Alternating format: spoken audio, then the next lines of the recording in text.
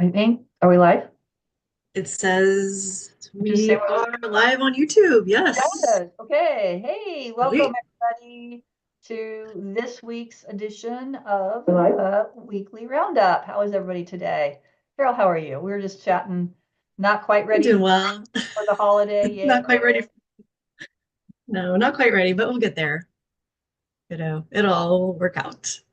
So, yeah. I'm just, Well, the topic was, how about we start it off? I'll get you yeah, going. go And ahead. since I You know got you're in the tech land. So I'm in. welcome everybody, Weekly Roundup. We were talking a little bit before we got on here. And Terry's working with a studio owner that I know we've spoken actually the last few roundups probably about how to promote the classes in your studio. Maybe some of them are underperforming and how you get the staff involved in that.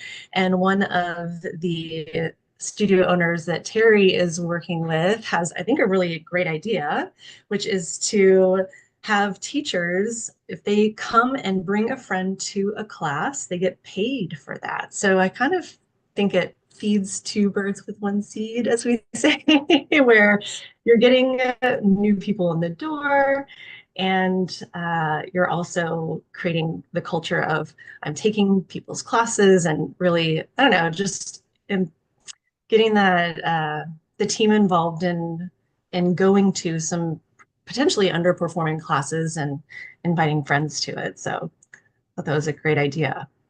Yeah, we have talked about that. Hi, Josh. Hey, Unfortunately, Josh. we now have also just big announcement if you haven't seen it before we circle back is we're circling back to this and that. Before we go back to our topic we launched with is we are in the process by next year, we're moving our community group back to Facebook. So starting next week, we'll be live streaming. We'll be Facebook doing this Facebook Live. Josh, we encountered some technical issues that it wasn't letting either me or Mara uh, get us streaming in Facebook. So we're on YouTube for today and we'll get it sorted out for next week for sure, just to bring you up to speed. So anyway, going back to what Carol was saying, I think it's a great idea. And in fact, those of you, and depending on the state you're in, if you have like a performance-based pay system, tiered system where you have to take so many classes per week, you need to be mindful of that because in some states, California being one of them, if you have something like that as a performance-based pay incentive, you have to pay them. If you're requiring them to do something like that, you really do need to pay them to take class. I think in this case, the studio is in California. I don't think it's more that. I think it's just, like you said, Carol, helping out with underperforming classes and just getting the word out. And like you said, feeding the two birds with the one seed, bringing new people in and taking other teachers' class, which also can loop into a culture of feedback, right? Yeah, we were talking about that too. It's like if it's an underperforming class and the teacher is now getting paid to go to it, is there some sort of incentive to give proper feedback um, and do you have a culture of feedback in your studio? Because if you don't, it could actually backfire. I've had that happen in my studio where it's like I started encouraging people to give feedback, and then I heard somebody give feedback, and I was like, that's not how you give feedback. Yeah. So um, teaching them how to best do that.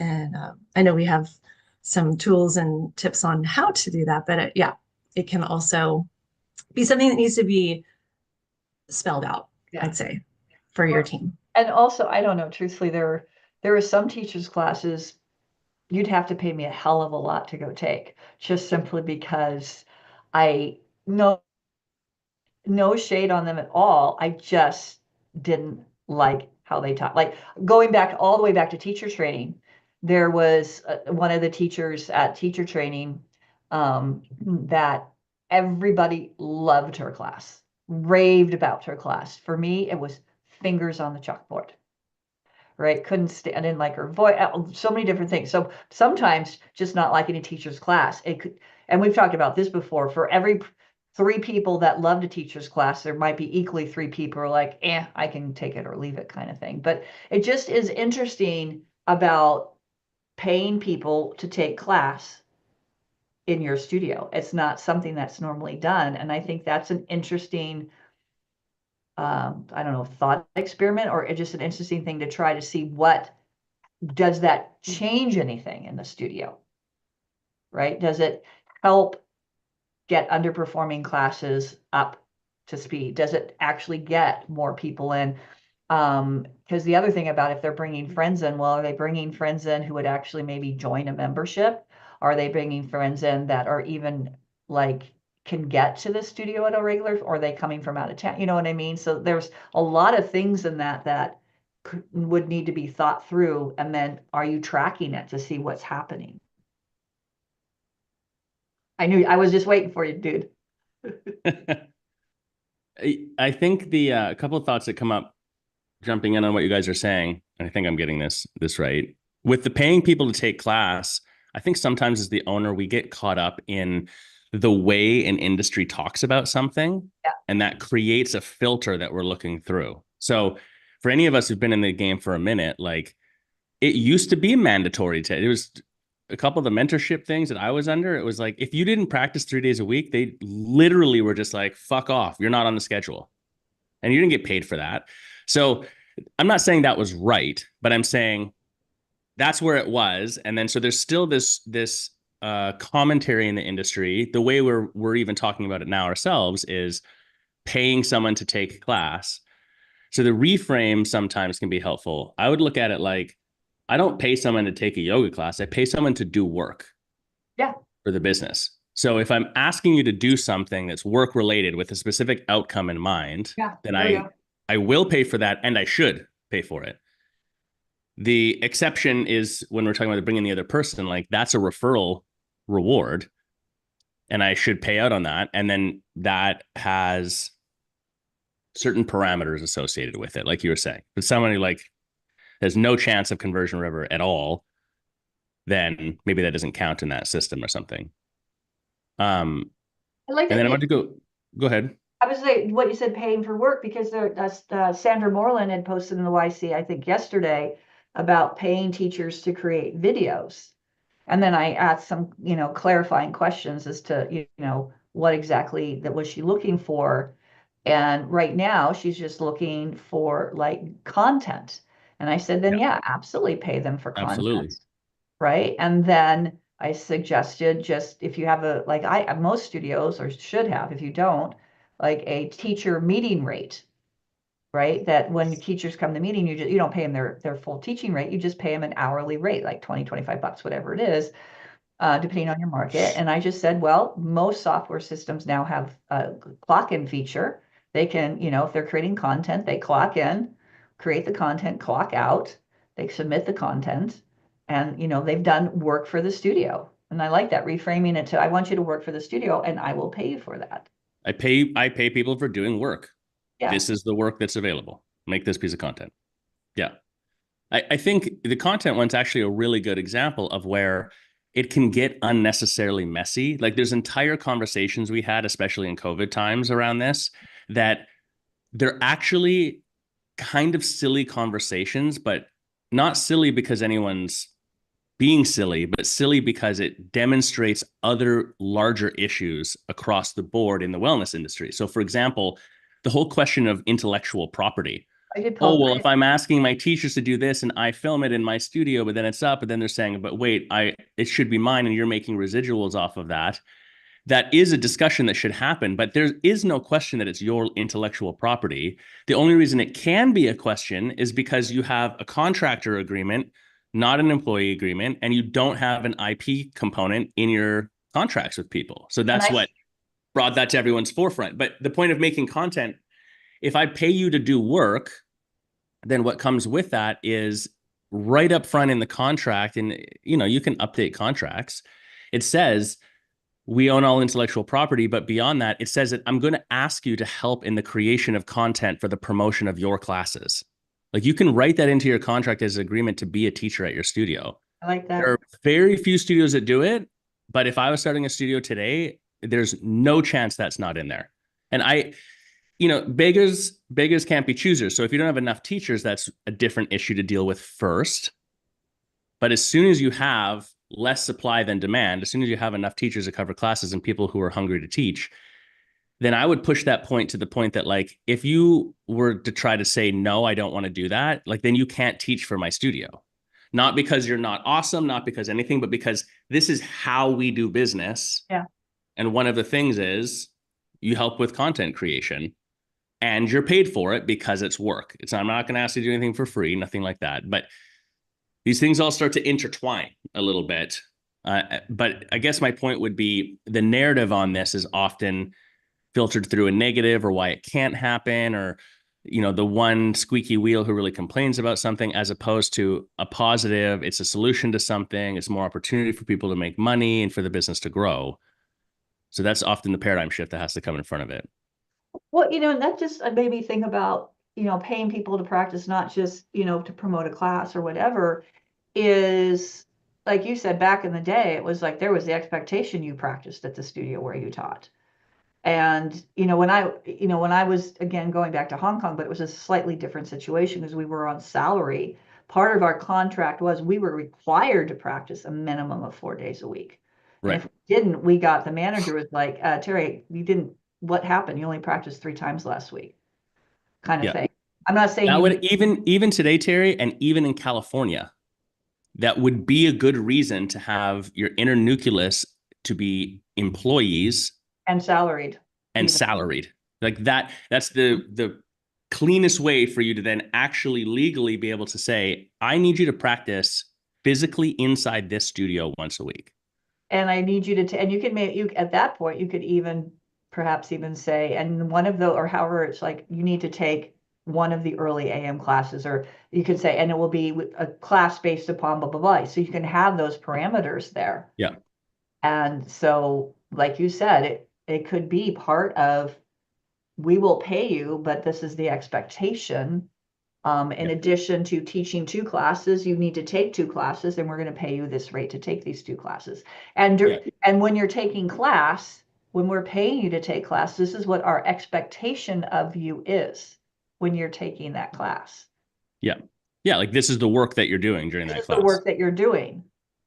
This goes back to the feedback thing that Carol was mentioning too, where then it's like a little cringy. You hear someone giving feedback and you're like, I should have trained you on giving feedback before I said give feedback. Totally normal. But what it actually highlights, Carol, what you're saying too, is the person giving the feedback. Like, the purpose to get more of your team in the culture of feedback is because it's good for the person who's giving the feedback. Mm-hmm. You want to improve someone's class, get them to start critiquing other classes and giving feedback on it. Like, it's about enhancing their awareness more than anything else, I think. And the feedback, once they get good at it, I think also benefits the person receiving the feedback.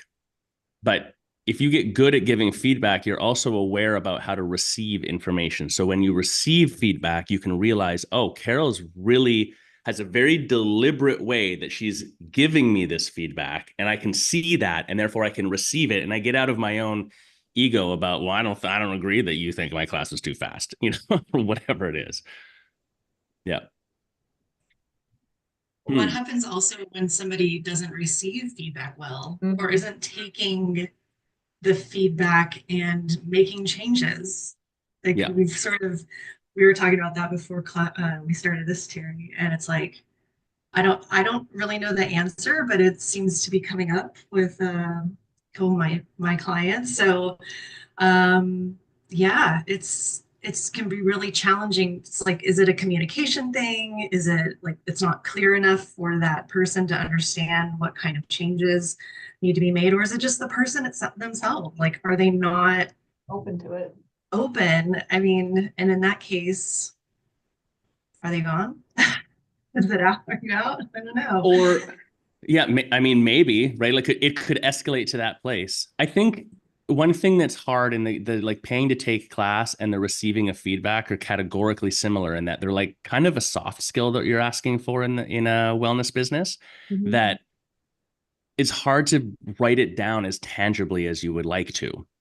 So it's more just like, it's a code of conduct. It's a demeanor that you're looking for. But up front, if it's me, and look, this is not legal advice, whatever, but if it's me, I don't give a shit what country it is, what state it is, what town it is, what bylaws exist, nothing.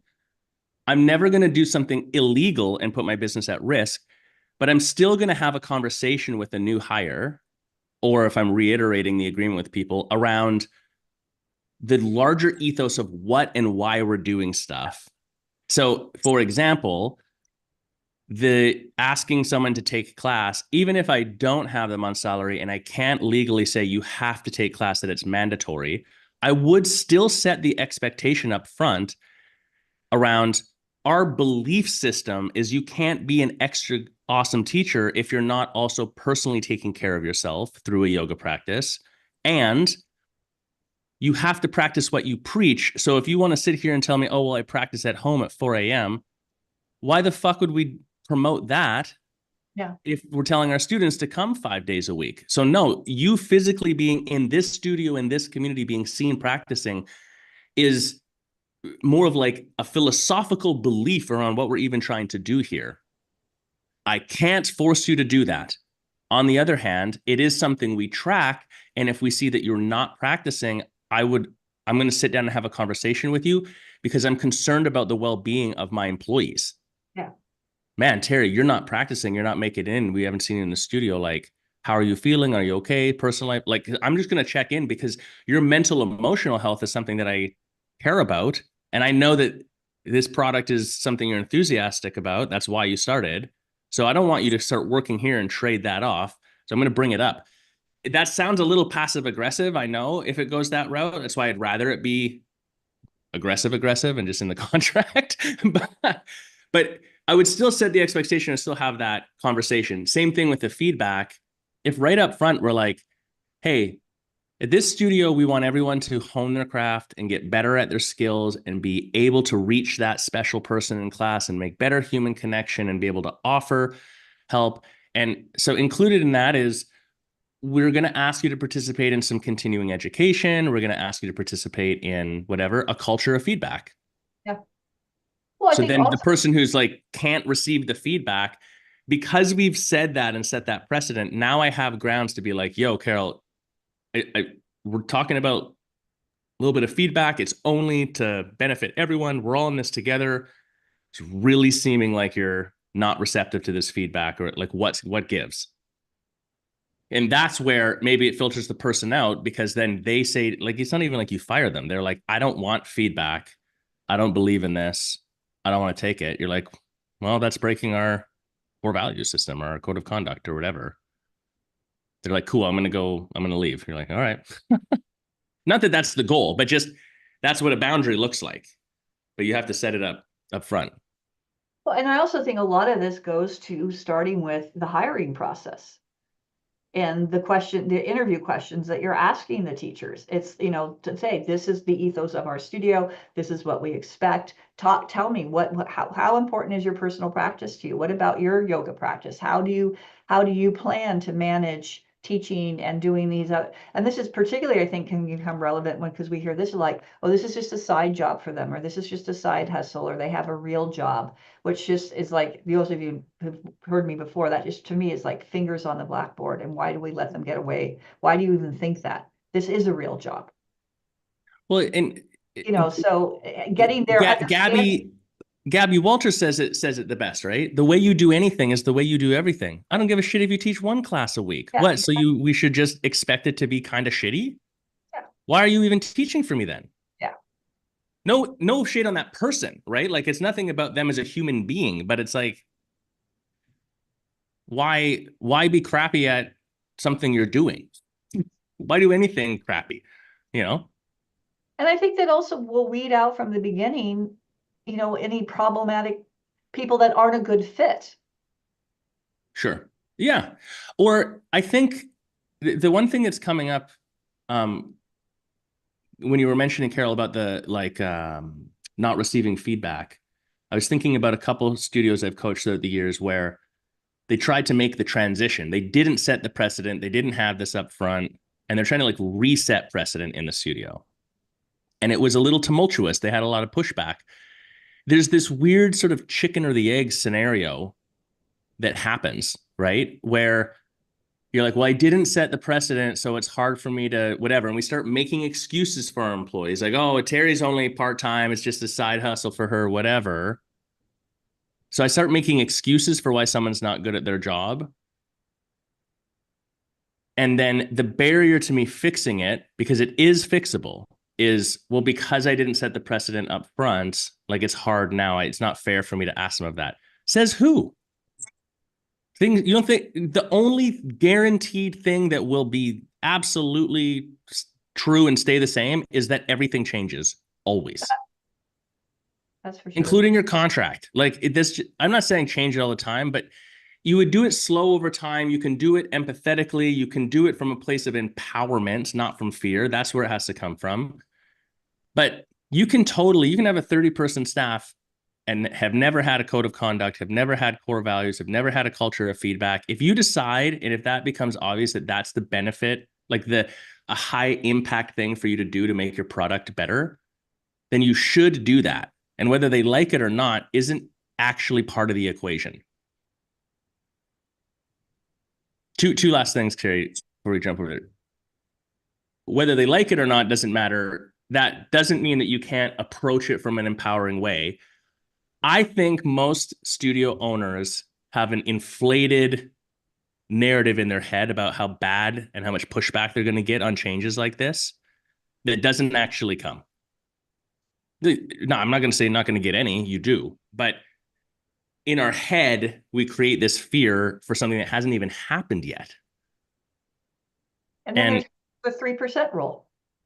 Well, exactly. But the point being, most people might surprise you. Like, give them, approach it more like, I'm going to go with the assumption that I'm going to say culture of feedback, and Carol, who's never received feedback, is going to be like, fuck yeah, I want to be better at this and help save some lives. And I'm going to talk about it from that angle.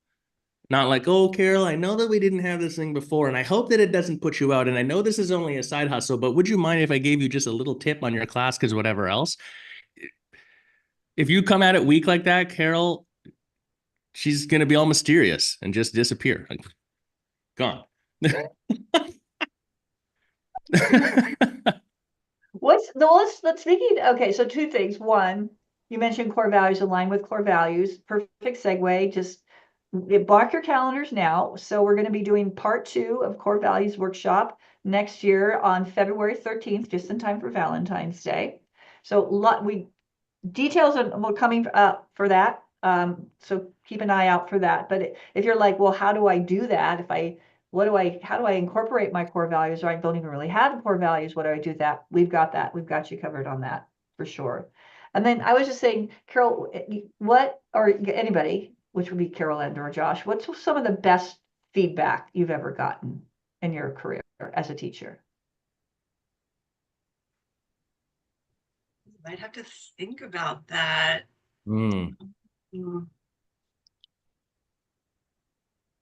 I just find it so interesting how what's coming up for me is how much taking class changes as your position changes in the studio.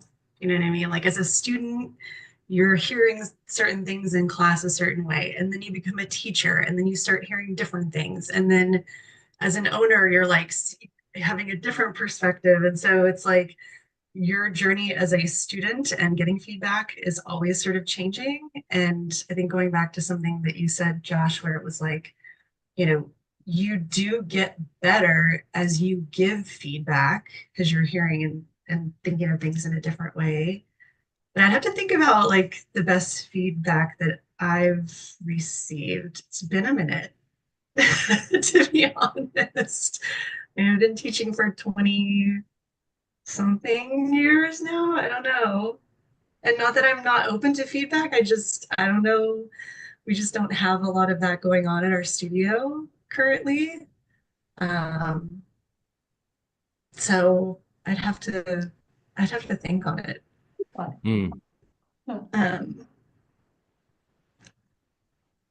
Josh. I have a couple things come to mind. Yeah. There's three feedback moments because I put myself through the ringer. I really did make sure to get feedback, and I fucking hated it. I didn't want it. I didn't want to get the feedback. 50 to 60% of the time, I would just leave and be like, thanks, and was all pissed off about it.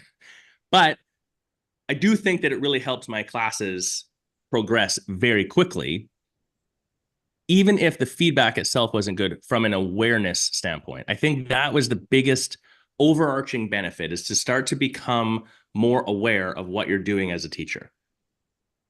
The ethos being, you don't teach your class. There's nothing that, the nails on the chalkboard that you're talking about, Terry. For me, it's when a teacher says, well, in my class, I do this. In my class, I style it like this. I like to whatever. You just talk about yourself the whole time. You're not teaching your class, teaching the class in front of you today. Who's there, So in any case, like, it's getting Terry all riled up. She just left. She's like, I'm out of here. The couple of feedback things that stick out to me. One was actually from a student, and it only was good feedback because it came at the right time in my teaching career. I was grounded enough in my teaching to hear it or to get the point. They were in like their first class, and they came out as a hot yoga class, and they were like, isn't it dangerous in there? Like, it was so hot. I thought it was crazy. And what was interesting was they were like, I was feeling overwhelmed, but I could tough it out because I'm an athlete. But I was looking at this lady in the back, and she was really struggling. And they were talking about other students. They were concerned for their well-being. And I said, yeah, I'm in there watching everything and seeing what's going on. And don't worry, my team and I, like, we're here to do it. Oh yeah, you were up there just rattling off all of the instructions. There's no way you could have seen or heard anything. That's what they said. The feedback from that, ooh, Christmas gifts. I had early Christmas present. The feedback between the lines that it took me a minute to get it was that this person took their first class in my class, became concerned enough with the intensity to worry about other people in the class, and felt like they needed to do that because they didn't trust that I got it as the teacher. And that hit me really hard. So they were talking about like the way I was talking about, but I did not indicate in the class from that person's perspective that I was seeing what was going on and interacting and keeping it in balance for the individual students. So that was, it made me go way down the rabbit hole and like, okay, well, how would I do that? How do I actually solve for that? So that was probably the best feedback I ever got student-wise.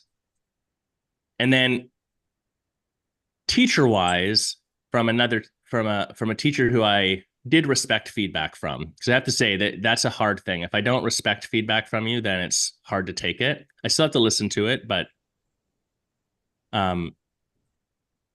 she said, you're asking permission to do your job. Language had infiltrated my instructions to suggest things as optional. And I'm not talking about passive language, because there's different styles of teaching. You can have passive language teaching, you can have operative command teaching, you can have indirect language teaching. I'm talking about, in all three of these, you still need to give the instruction for how to do the asana. I was asking questions like, if you can move your arm here, put your leg there, or whatever else, as an example. And when I went back, because I actually recorded the class too and played it back, I was like, and it had kind of infiltrated across the majority of my postures. And it was just the basic instruction of how to do the posture. So I'm like, I'm forcing my students every time to think about, do I want to do this thing and have to think about it, instead of just giving the instruction for the posture. So that was another one that hit me hard, mostly because I was unaware of it. Yeah. It surprised me. I was like, what? And I had to go back and like actually see it. So I was going to ask if any of you have taken your own class, and you just answered that question, because for a time, we would record our own classes, and that was super eye-opening. And the person that suggested it to me, he was like, it's like eating glass. It's the worst thing to try. It's terrible. To yourself. Yeah. It's awful.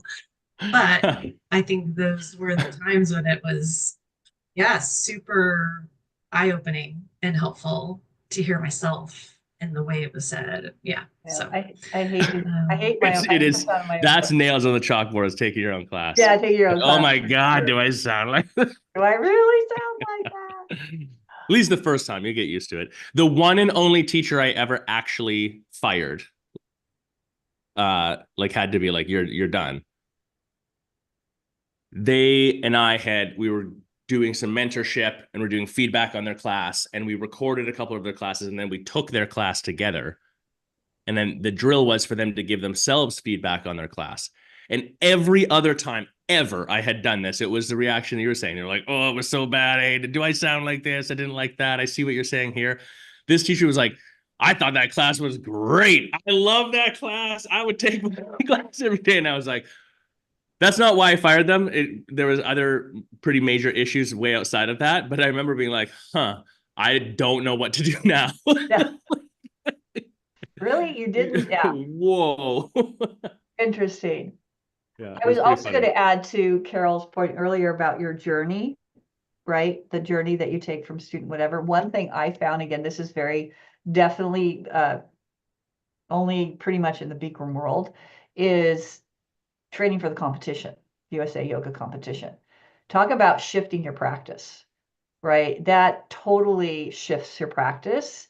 And it really, for me as a teacher, it's one of the best things I did to become a better teacher was to train for that. And I would tell all my teachers, anybody new, I said, best thing you do, even if you don't want to do it, make yourself do it. Even if you only do it once, train for the competition, because it really shifts how you look at bodies and the asanas and how you move within them.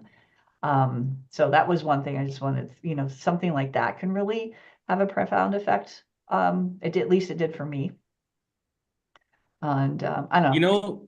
That makes me think of, Terry, that's interesting. So right now in the larger, let's call it boutique fitness wellness industry, I guess, the first thing we saw was animalistic movement. That was like a training style that's still around. The branding of that didn't hit for people. So that seems to be subsiding. Then it's become mobility training. Yeah. Primal movement. Primal movement, animalistic movement, mobility training now is a big one. Stretching is the conversation as well. And there's a few people out there that are really doing a good job of sort of promoting it from a physical fitness standpoint. So I see that in my mind, what's happened is that's taken over an area of yoga, because yoga's gone on the softer side now, across the board, if we generalize it. No commentary on if that's good or bad or whatever it is. It's just what I see. But the point being, we were talking earlier about the wrong narratives. For most yogis, we say yoga plus competition, and they're like, no, you're not allowed to do that. That's not what's supposed to be. There's no such thing as yoga competition, which is factually incorrect. There's yoga competitions in India all the time. But the competition isn't the point. The point is the intensified training and the doing of special drills to open up the body more, or to gain specific nuanced hyper-focused strength or breath technique, or et cetera, that a standard 30-person yoga class going through a sequence doesn't allow for. Right.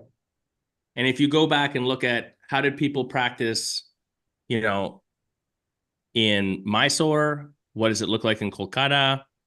Same thing actually in Delhi as well. Like most of, I hate this word, traditional practices, lineage traditional practices, as we would call them culturally or whatever, they trained in that way. You had a sequence that you followed, but you also did drills. You also did, like, you just repped one posture or an element of a posture. You did this thing to open this up or whatever. That was how you trained. That's how you were more intense. So the point being, that narrative has clouded people's view of what the value of something like that is. Meanwhile, we've moved away from it, and now it's opened this gap where the fitness market, the ex-CrossFit market, that's what it is coming in and saying like, yo, you got to be able to move. And what's doubling down on it is a slight tangent here, is there's all of these studies that are coming out about hypertrophy for muscles and how to get the most muscle activation and hypertrophy, which is muscle volume growth. So for aesthetics more than anything else, a muscle under full stretch plus tension has, some estimates are 20% more impact. So if you're doing a bicep curl, if you're just doing it from 90 to here, even though you can flex the most there, if I just did 100 of these a day and you did it from full stretch of the muscle just to there, you would get 20% more benefit just because you do the full stretch. So suddenly all these people, even not interested in something like yoga, are like, oh, I need to stretch to be able to have my joints and stuff be able to get the full range of motion, even for hypertrophy. So now we're seeing weird things like his name's Sebum. What's his, let's say this is short form name. Chris something. He's the Mr. Olympia right now. Hmm. You know, a gigantic 6 foot, 300-pound muscular dude, and he's doing weird yoga stuff or whatever to try to get the stretch so that he can do more of the training. I just looked him up. Whoa. Whoa. Anyway, yes. Sebum's has made headlines because the comment is he's the best looking since Arnold. Like a lot of these guys are like really big, but you wouldn't look at their face and look at them and be like, that guy's very attractive. He's a very attractive man and he's gigantic. Oh yeah. It's like, oh. Oh, Oh. sorry. Oh wait, side note. Yoga class? Do you need a private yoga teacher? Private yoga teacher, yes. The other thing I was just getting one more final comment on the yoga competition in terms, in addition to like the other thing it really helps with too, is that internal, the breath and movement and timing. Because in the yoga competition, ideally it's 3 minutes, and there's no clock. People are always like, there's no clock, there's no music that you can cue from. It's all about understanding the breath and the movement in the body. And I think that's another really profound part of it too, is being in that zone and having that. And that's where the rep and the training comes over and over again. So what is it? Because it's like it's like holding a posture in stillness and breathing normal. It's like holding the posture in stillness and breathing normal and holding it for like 5 seconds. Yeah. Not 1, 2, 3, 4, 5. Right?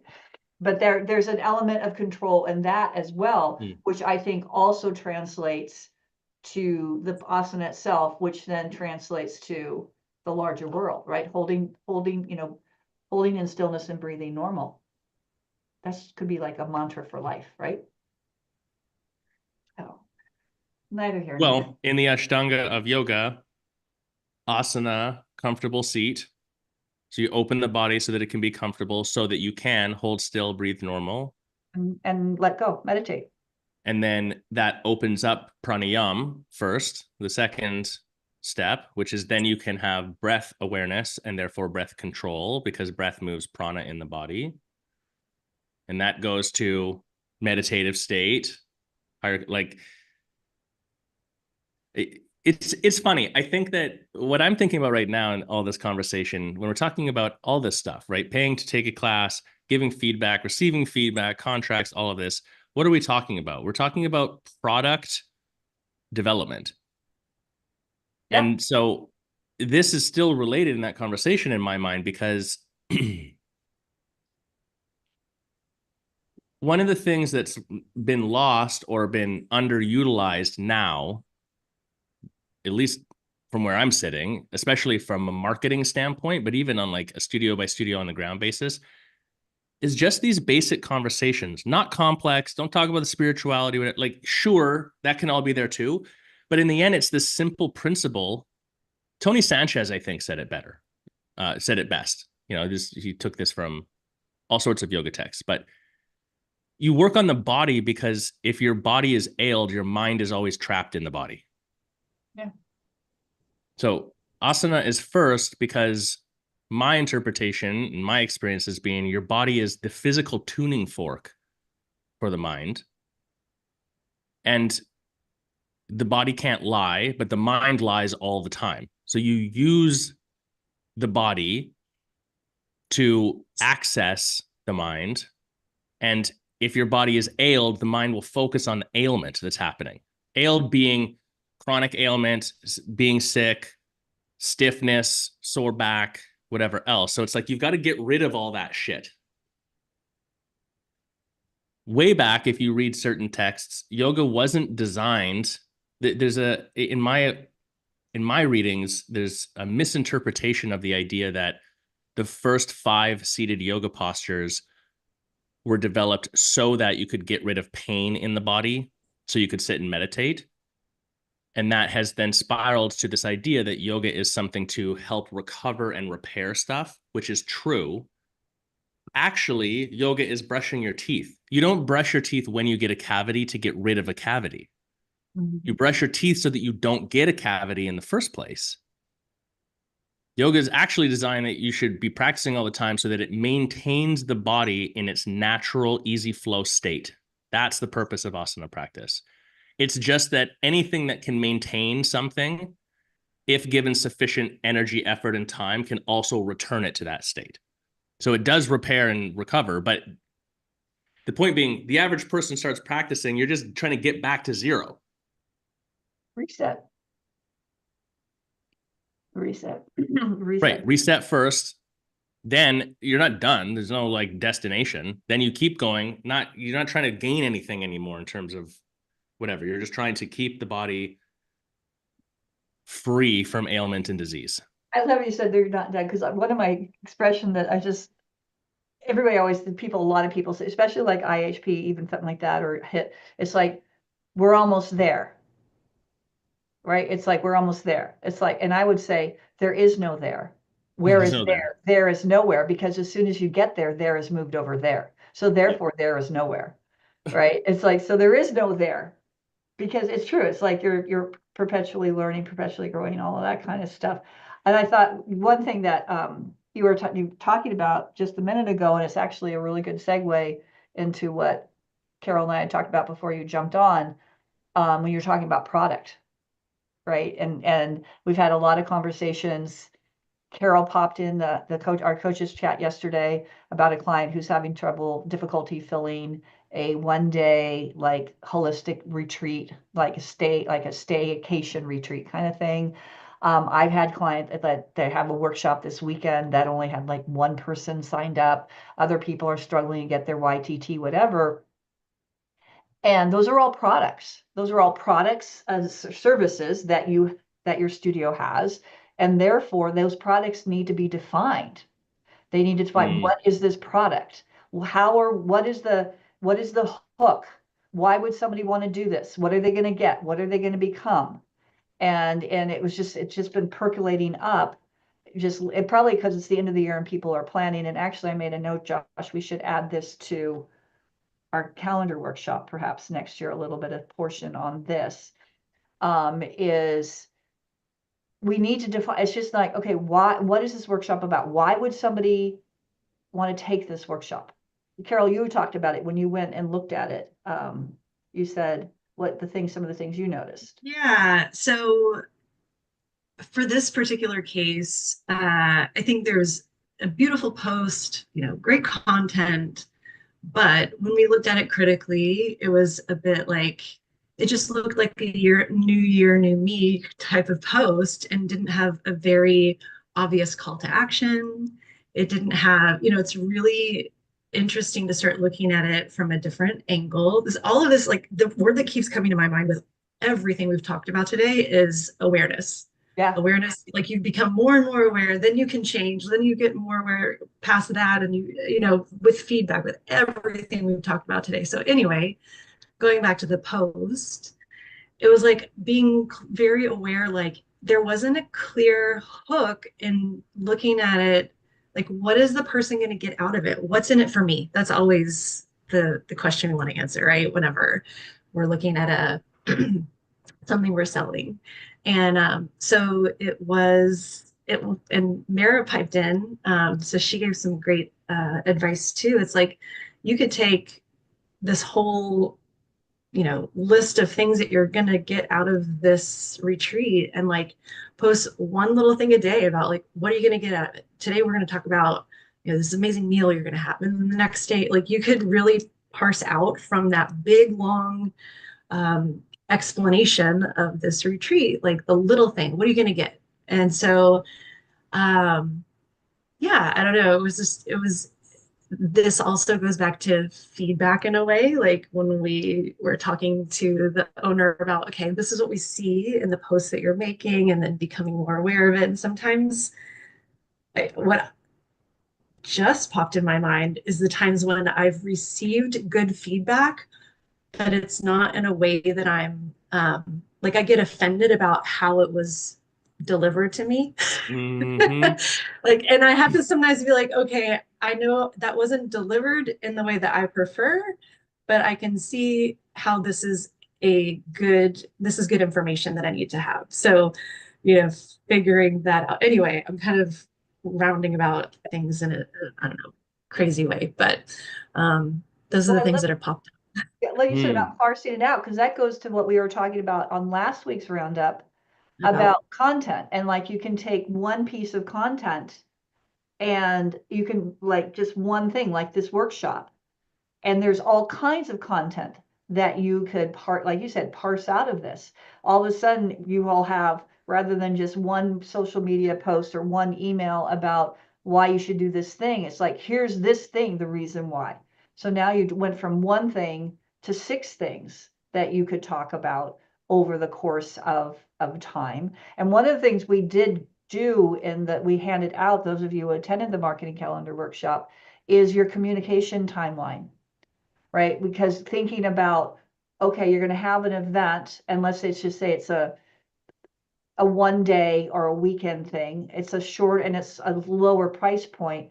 You need to be starting at least like 6 weeks out to start getting things in order. If it's a bigger, more expensive thing, then you need to start even further out. Because I think oftentimes people are starting almost too late for Mm. something. We're going to throw this workshop together in 2 weeks from now or something like that.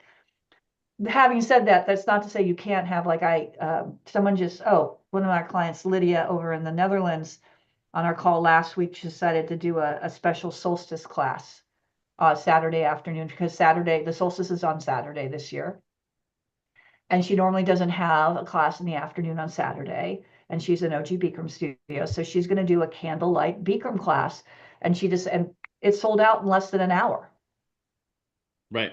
Right. So there are some times when you have something like that, but overall, that was one class on, right around the holidays. But my point being, I'm losing my train of thought here, is that what you said about the content is that you can take that and now you've got tons of content to advertise, not just date, time, how much, which are important to have. But you're not even to see the date, time, and the price if there's not a clear hook as to why I should do it. Well, those are just the details. They're irrelevant until I care. Yeah. So I got to care. Yeah. I got to care first. Yeah. You got to make me care about it first. It needs to be clear in my mind. What is it? Why do I want it? Then the detail stuff, that's the how do I buy it? Like it could be that simple. But Carol, to your point about awareness too, I don't know. It's so funny. I've oscillated throughout the years and being like, yoga is such an interesting, overarching philosophy, but also there's like this philosophy and that philosophy and this philosophy. So like, it's just one of the bunch. And then I go to be like, nope, everything else is just trying to describe what yoga is describing, So right now I'm more on that train of things. Like there's no other philosophy I've read or looked at for fitness, for health, for mental well-being that like isn't covered philosophically in yoga. It's described a different way, but like it's all there. There's nothing missing. Maybe think about when you're saying awareness. Awareness is the precursor for correct choice. I think owners are often looking for like, what's the right thing to do? What's the right choice to make? Awareness is a necessity to do that. Because if you are aware enough of what's actually taking place and where you're actually going, then you can't make the wrong choice. or you would have to really deliberately make the wrong choice. I'll give an extreme example. My brother was diagnosed with type 2 diabetes. He eats like shit. Like, of course, for years. Like, it's 100% something that, no shade or blame per se, but like, this is something that is within his control. What he lacks is an awareness of himself and an awareness around certain nutrition or whatever. So then now the positive benefit of this diagnosis is the years of our conversations of him needing to be more healthy eating. This is now put it in his face as a negative result. And he suddenly has this new awareness. He's like, like, oh, I shouldn't eat a bunch of candy tonight, like that sort of thing. So now he's hyper aware. So now he's making the correct choice, because for him to make the incorrect choice, he's deliberately choosing to go against what he knows to be factually off for him. Extreme example, but same thing with, okay, so I'm launching this workshop, this retreat, this whatever it is. The awareness is what we're talking about. This is where a coach is endlessly helpful, to come in and just ask questions. Like, cool, there's this post, but like, what the fuck is this? Or like, why is this? Why would I want to do this? Or what's the differentiator? What's the benefit of it? Or whatever. Well, there's a good test, and I did this just the other day, is this workshop this weekend, and I said, well, what's it about? And the owner could not immediately tell me what it was really about and what somebody would get out of it. And I said, if you as the owner who are promoting this can't articulate why I should take this workshop, then that's a problem. Right? How are you going to sell it? Yeah. That's why you only have, it's like a couples thing, right? That's why you only have one couple signed up 4 days before the thing. The other thing, I think it could be partly the timing. I think this time of year, people are super busy, particularly on weekends, right, leading up the holidays. But anyway, that's another thing. It's like, just like gut check. Do I even know what this is? Right? Or give it to someone who you don't even know, like someone in your family's out. It's like, what do you think this means? How did Carol, with this, and that's this studio owner, if you're watching this, we're not like picking on, it's just the example that we had that we're talking about as coaches. I'm not picking on this, but this event, this like staycation-y event thing, like, what for? Like, why is this even a thing? Why are they doing this at all? Do we know? It's a really cool event. Like, there's sort of a choose your own adventure type of feel to it. So they're going to have a yoga class, and you can choose your different yoga class. There's going to be a catered lunch, and then there's going to be some other events like journaling, like prepping for getting clear on 2025, what you want out of this next year. And so I think there might be like malas that you can make, and like there are just so many different ways to go, because you kind of get, like I said, to choose your own adventure for this particular day. And yeah, I think it's just sort of a realign type of vibe at the beginning of January. And I think it's a great idea. I think it could be really fun. If I was in the town, I'd totally be going to it. But I think there's just been not quite as much, getting back to that awareness, maybe not quite as much outward outreach, like to as many people as we thought. Because I was envisioning many, many posts on socials. And at the time we looked at it, there was only like one or two. And, I think there's just, yeah, getting clearer about what's in it for them would help. What is the studio like?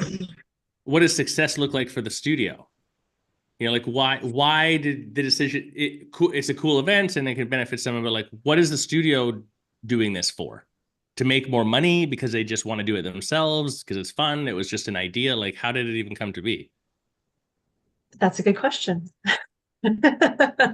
I think when we started, it was just something that they had already like planned for and decided they wanted to do. And um, I think there is potential to make some money, and also, help students in a different way outside of the yoga studio. Yes, Terry. Yes, so so I just had a conversation with a client too about it's the time of year, I think. And one thing that I think can help with this is, do you have a workshop / event submission form, right? So if a teacher or someone comes to you and says, hey, I want to do this, great. Here's a link, fill out this form. And in the form, we created the form. The form is like, why? It's like, what's the hook? What's the description? Why would somebody want to do this? What are they going to become? What are they going to get about it? How does this tie into, here are our core values.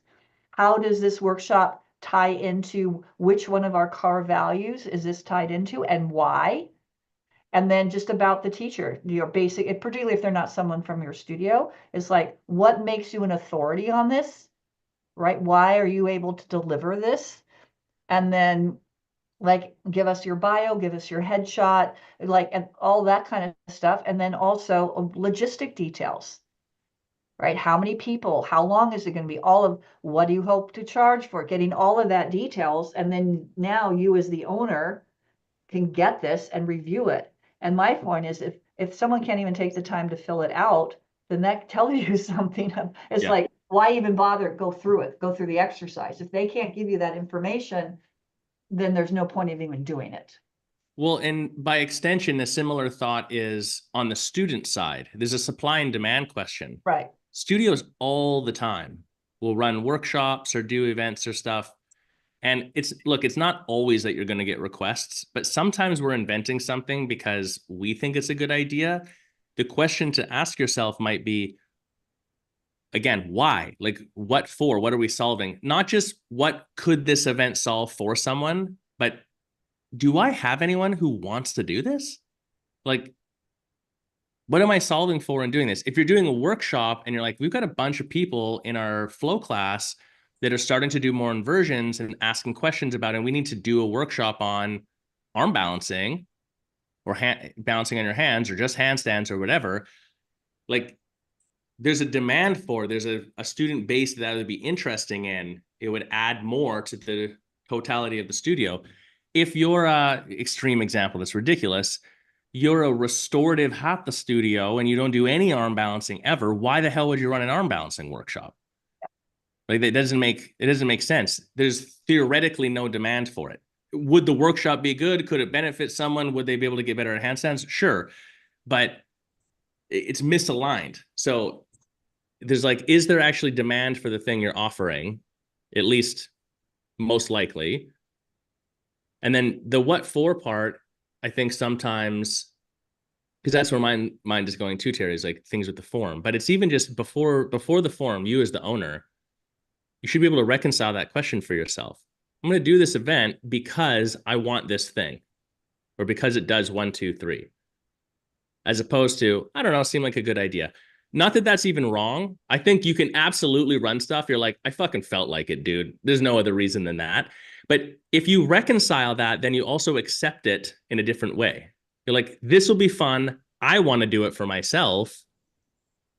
I'm gonna charge $100 and run it on Saturday, and 3 people show up. I don't give a shit, because that's the reason I'm doing this, because I want to, and I can just accept that. If the reason I'm doing it is I want more money, different.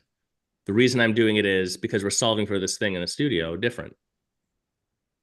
One other, this probably doesn't fit for the event, Carol, that you're describing, but one other thought that was coming to mind is, I think the major shift that we were screaming from the fucking rooftops 2016 to 2020 that no one was paying attention to is content creation, getting stuff online, et cetera, et cetera.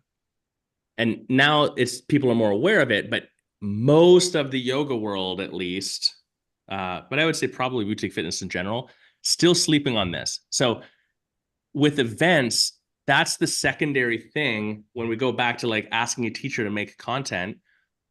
If Carol's like, I'm going to run an IHP workshop on whatever, planking. What the plank? Yeah. Run that. What the plank? It's What the called plank? What the Plank. What the plank? There you go. What the plank are you what, doing? What the plank are you doing? Yeah. Yo, Carol. Run that workshop, but then also like, can you stream it? Can you record the whole thing so it's available afterwards? Can you just film it for neither of those purposes, but then pull content out of it? So you do kind of like a vlog style thing, Carol talking about getting ready for it, what you're going to cover, and that's all the media that's promoting it. But then you like film the event and you cut little snippets of it, and that's more media to use for marketing. Like that other benefit of it might make it worthwhile. If you think in our last studio, we did a posture of the month, like every single month for years. It took a couple hours per month to do the whole thing because we were not very efficient at the time. It'd be much less now.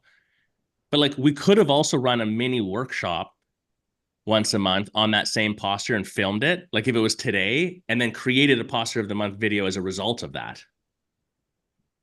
So I'm just saying you can compound some of these things when we're talking about why or what benefit you get and be less attached to like, oh, I didn't sell 50 slots. I only sold 10. But you're like, yeah, but there's like secondary and tertiary benefit of doing it.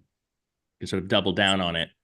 So maybe an underperforming thing that you can consider that. This is underperforming. How do I salvage it? But keep it going. Like I did a thing that I thought was pretty cool. And look, now I would do it differently, like you just said, but we did the classic posture of the month, but we also did student of the month. Yep. And then we would have the studio of the month demonstrate that we would take pictures of them in the posture of the month. And now I'm thinking back going, oh, wow, we really could. Of course, this is 2015, all that time, but wow, that could have been super fun on social media as opposed to the way we did it. But anyway, I just thought that was interesting. Yeah. Tangent. Okay.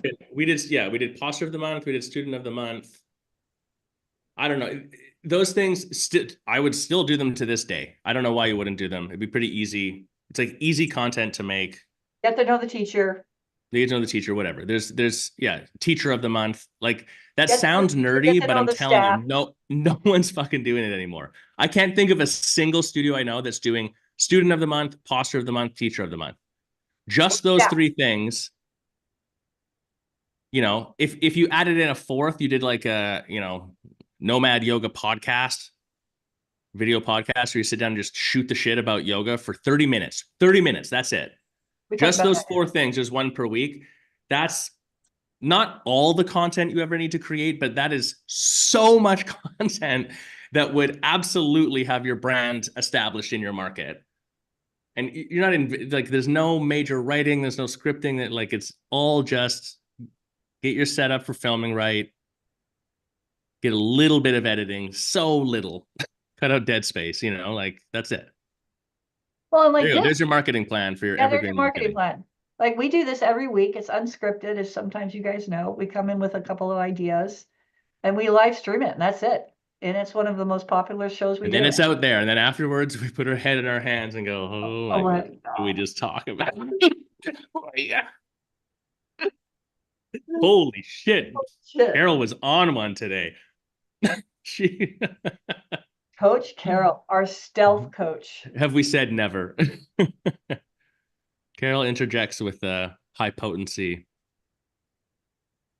commentary. All right. Okay. Is that it for today? Are we done? I think that's it for today. I think that's it. Yeah, I got to go eat lunch, get ready for my calls this afternoon. Super excited.